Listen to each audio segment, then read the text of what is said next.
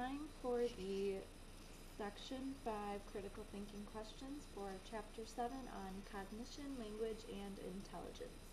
The first question says, review the 3 basic approaches to problem solving discussed in this chapter. Which approach do I think is most practical and efficient for solving everyday problems? Okay, so it says to go over the 3 basic problem solving strategies, but when reading it, it appears that there's 4, unless they don't include algorithms. But first is the analogy heuristic, which is comparing a problem to others encountered in the past, which could be effective for solving a new one. The second is working backwards, starting with a known solution and then working back through the problem. It reveals the steps to be taken to solve the problem. And then third is the means-end analysis, which the current position is compared with the desired goal, and steps are formulated and taken to close the gap between the two. And then, apart from all of these, is the algorithm, which is a strategy that will always lead to the correct solution if applied correctly, but it can be complicated and inefficient for everyday problems. So for everyday problems, I think that the analogy heuristic is probably the most efficient, because oftentimes we use past experiences to build upon and learn from, and then we can apply them towards how we will face new challenges. I think that's kind of the general idea of any life situation, to be honest. Alright, so the second question is, which of the theories of intelligence best fits your notion of intelligence, and why? My idea of intelligence best correlates to Gardner's theory of multiple intelligences. Just think about the people that are around us. Some are athletes, which would be like the bodily kinesthetic intelligence. Some are engineers, like logical mathematical. Some are excellent pianists, like the musical intelligence. Nobody is created equal, and just because math might not be somebody's strong suit doesn't mean that they're not intelligent or can't exceed in another area. I believe that there are many different kinds of intelligences, and this theory really accounts for the variety and capability of humans. The third question says, prepare an argument supporting each of the following positions. Intelligence should be used in schools, and intelligence tests should not be used in schools.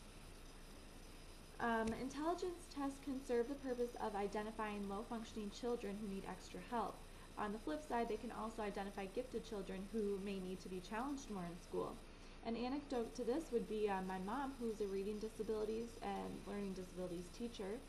And without the implement of these tests, it would be really difficult for her to correctly identify the children who need help. And overall, when intelligence tests are combined with achievement testing in like reading, math, and writing, it really helps educators to identify learning disabilities, and we need some way to diagnose mental disorders too. Alternatively, intelligence testing can cause self-esteem issues in children. Let's say they're put into lower class levels or groups. It could cause people to judge them, bully them, etc. And also because there are different types of intelligences, it's hard to measure them all accurately. Side note, I'm pretty sure this doesn't occur in schools, but I don't feel that students should be given the results of their IQ scores when they're young, because it can also cause jealous feelings and feelings of underachieving, which we all know can lead to learned helplessness and create issues. So that could be one issue with intelligence testing as well. And the final question is, give several examples of how you might bring more creativity into your educational and personal life. Being stuck in a rut creative rut is something that happens to the best of us, but there are ways to get creative juices flowing as described in this book. First of all, divergent thinking is being able to produce multiple ideas, answers, and solutions to a given problem, which is key to finding creative solutions. In an educational sense, being able to come up with multiple solutions to studying can really help improve learning. As the book states, having expertise in a certain area also helps with being more creative about a subject. Also, just being open to new ideas and being persistent in the face of failure can yield creativity, meaning that aiming for quantity over quality will allow people to come up with many different results. And being adaptable is really key to using creativity effectively. You can't pigeonhole yourself into one personality or one idea in order to come up with a new improvised solution. So you have to give yourself options on how to think, act, and feel.